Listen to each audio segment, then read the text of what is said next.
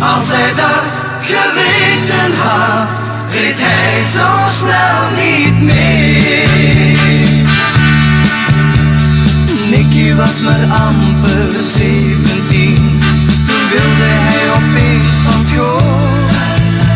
Een topcoureur, dat wou hij zijn, en iedereen's idool. En hij werd zo beroemd, een grote held. De fans die stonden in de rij, tot hij een lief meisje vond, dat voor elke race weer zei: pas op, pas op, pas op, ach liefste, doe denk er toch aan.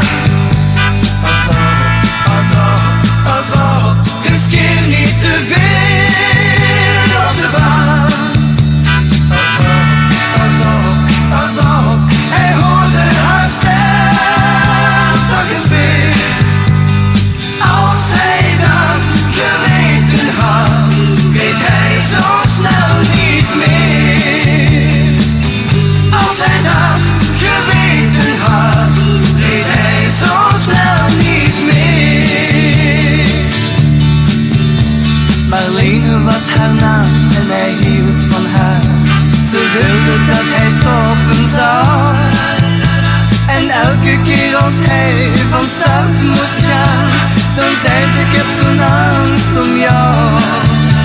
Het deed hem pijn als hij haar tranen zag. En toen kwam die fatale keer. Hij raakte in een slip en vloog in brand. En nu is hij niet meer.